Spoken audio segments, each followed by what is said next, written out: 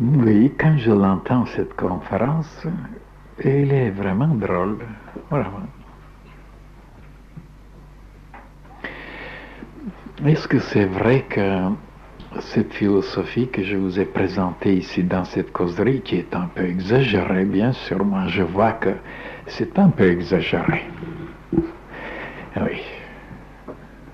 Oui, mais quand même, on peut comprendre, il y a des jours, toute la nature, le soleil, l'atmosphère, l'air et tout, peut vous donner un peu, et comme il faut avoir beaucoup de germes en quantité pour pouvoir les propager, parce que les frères étaient très nombreux, alors on peut s'expliquer pourquoi je continuais si longtemps. Parce que les frères et les sœurs, je voyais sûrement qu'ils avaient besoin et qu'ils n'osaient pas.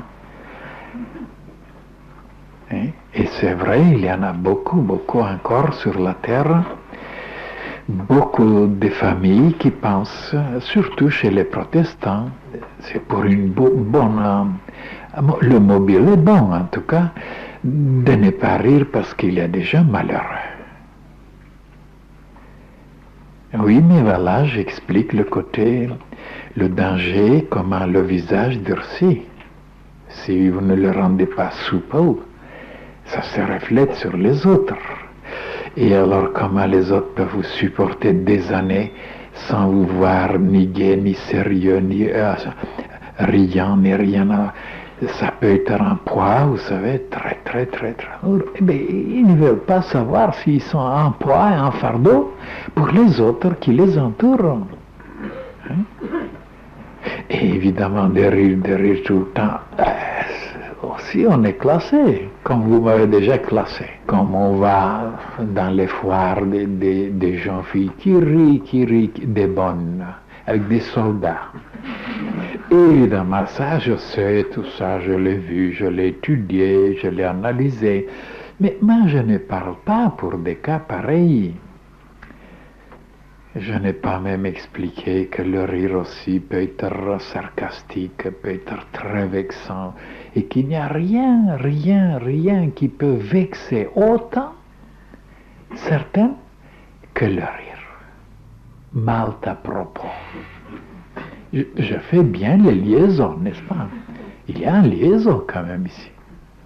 Et même, il y avait une année, je suis allé en Suisse, j'ai voyagé comme ça dans les tramways, partout. Et souvent, il y a peut-être, oui, 25 ans, même plus.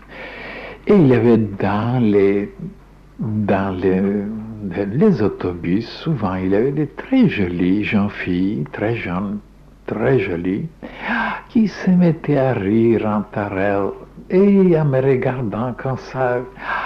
Et alors je disais, mais qu'est-ce qu'il y a tellement de ridicule, mais je suis bien habillé, je n'avais pas la barbe, ainsi de suite.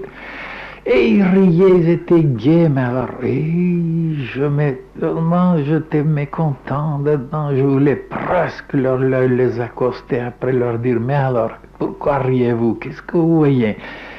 Mais je le laissais quand même, je le laissais, et souvent ça m'arrivait. Alors, je ne pouvais pas m'expliquer à cette époque. Je disais, mais quel drôle de jeunes filles ici en Suisse. J'ai posé la question après à une des sœurs plus âgées. Je disais, mais pourquoi ils me font ça?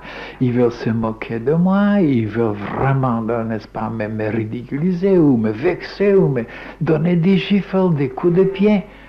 Non, il disait à ce moment-là, frère Michael me disait, non, vous ne les connaissez pas. Et vous trouvez très amusant ou très attirant ou très original et il voulait attirer votre attention, tout simplement. Et il se servait de cette façon. Et il ne savait pas, les pauvres, que ça pouvait être très vexant. Et c'est vrai. Oh, alors là, ça m'a calmé. Ça m'a rassuré. J'ai dit, bon, si c'est comme ça va. Et après, quand je voyais de nouveau des jeunes filles comme ça, qui riaient entre elles, elles étaient heureuses. Je ne les comprenais plus de la même façon. Mais quand même, je trouvais que ce n'était pas très psychologique ça. Voyez? Donc, ou alors, dans d'autres cas, dans des discours, dans des choses que quelqu'un qui expose des choses sérieuses et profondes, et d'autres qui éclatent de rire, tout ça, c'est très vexant, c'est pas le moment. Alors l'autre dira, oh là là là, mais alors, il se moque de ce que j'expose, il me trouve... Mais, je connais, vous voyez, toutes les manifestations de rire, dans quelles circonstances, mais ce n'était pas quand même, c'était pas une conférence absolument seulement sur le rire pour épuiser tous les cas, tous les détails, toutes les manifestations. Non, je ne suis pas arrêté quand même sur tous les détails, malgré que ça présente quelque chose de plus vaste. Qu'on peut devenir ridicule et aussi très très très mal intentionné si on ne sait pas à quel moment contrôler le rire. Ça peut provoquer des catastrophes, quelquefois même des assassinats, des bagarres. Oui, ça, moi je ne vous conseille pas maintenant de se mettre à rire n'importe quand, n'importe où et devant n'importe qui. C'est seulement, moi, je voulais attirer votre attention sur le côté psychologique, initiatique, comment ça travaille sur les cellules et comment même la gaieté assouplissait même le cerveau. Oui. Et même évidemment, si je dois maintenant expliquer d'où ça vient, quelle constitution, le tempérament, quelle formation, d'où ça vient avec les étoiles, avec les constellations, avec l'hérédité, tout ça ira loin. C'est une question même scientifique. On ne peut pas souvent devenir gay comme ça. Hein, non. Il y a des gens qui sont nés avec une construction, avec une structure, avec un tempérament maladif et très défectueux, mais ils ne peuvent pas, même s'ils veulent rire ou être gays, ils ne peuvent pas. Ils sont nés vraiment, vraiment avec des tendances, toujours avoir le côté catastrophique, le côté pessimiste, le côté sinistre. Il faut donc parler un peu plus longtemps sur cette question, pour bien situer les choses, pour vous faire comprendre que c'est pas aussi superficiel cette question. Alors si j'ai insisté comme ça en vitesse, sans faire des recherches très approfondies, c'était seulement pour vous apporter quelque chose, pour vous conseiller, pour vous entraîner, pour vous convaincre un peu, c'est tout. Mais la question est loin d'être très claire. Même je sais qu'il y en a beaucoup qui étaient un peu offusqués, qui étaient un peu gênés, qui étaient de voir que je ris comme ça, oh là là, sans mesure, oui, sans mesure. Sans faire rien, j'ai pris le risque, vous voyez. J'ai accepté tous les jugements, même de devenir grotesque, ridicule, sans faire rien. Je me permets beaucoup de choses comme ça, audacieuses. Mais quand même, j'arrive à vous être utile, même si c'est comme ça, même si c'est autrement. Bien sûr, on ne peut pas tout le temps rire, on ne peut pas tout le temps être gai, inconséquent, comme ça, allégé, de légèreté, non. D'ailleurs, la vie ne permettra jamais d'être toujours gai, toujours stupidement gai, maladroit. Mais la vie se charge quand même à nous donner des problèmes à résoudre, des difficultés à surmonter, tout. Mais quand même, si on connaît un petit peu la question, de la vie autrement, comme les initiés, quand même, on fera toujours face à ça, on fera des efforts quand même à ne pas sombrer éternellement dans une attitude tellement triste, tellement malheureuse, à aller jusqu'à se suicider. Oui. Qu'est-ce que je peux ajouter dans si peu de temps? De prendre quand même ce que je viens de vous dire, de le prendre au sérieux et de pouvoir se servir à bon escient, c'est-à-dire quand le moment le permet, quand les conditions sont favorables, et non stupidement de rire maintenant, n'importe où, n'importe où, parce que j'ai conseillé le rire. Et non, non.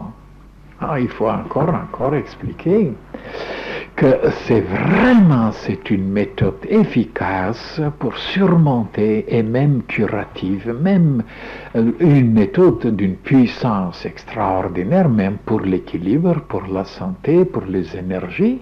Ça, vous pouvez le vérifier. Mais quand même, n'importe quelle méthode n'est plus aussi efficace et salutaire si on ne sait pas se servir quand il le faut et autant qu'il le faut, de mesurer, de peser.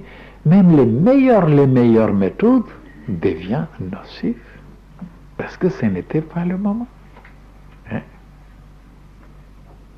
Comme je vous disais maintenant, d'être maintenant dans l'église, et voilà qu'il y a une attitude, une ambiance tellement solennelle, tellement religieuse, tellement profonde, mystique, et voilà quelqu'un qui éclate de rire comme ça, parce que il a entendu ma causerie. Oh là là, vous verrez à ce moment-là les regards foudroyants de tout le monde, le pauvre il sera foudroyé, il sera peut-être rejeté, chassé, placé. Non. Alors donc, je suis obligé donc, pour ne pas être mal compris, parce qu'il n'y a pas souvent du temps à tout expliquer, c'est pourquoi j'ajoute aujourd'hui à cette causerie, et même il faut qu'on les joigne les deux. Parce que comme ça, cette conférence, sans les explications de la deuxième, n'est-ce pas, Dieu sait seulement qu'est-ce que ça donnera dans la tête de mes chers frères et sœurs. Parce que souvent, ils me comprennent ou mot à mot, à la lettre, ou alors...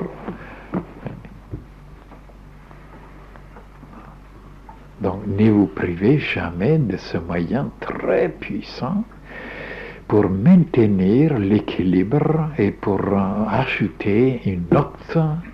Alors là, une note très agréable dans l'existence. Mais je vous assure, quand il y a des moments où on n'a aucune envie de rire, vraiment, et que je vois à ce moment-là que si je continue un peu ce côté sérieux, je risque quand même d'entraver l'équilibre, c'est-à-dire de ralentir quelque chose en moi, de ternir un petit peu les couleurs, d'être un peu plus pessimiste, plus découragé. À ce moment-là, je me sers avec des moyens artificiels. À ce moment-là, je remédie. Alors j'appelle Nostradinoja et alors je me souviens ce qu'il a fait et d'un seul coup j'ai envie de rire et je remédie comme ça. Et pourquoi pas vous?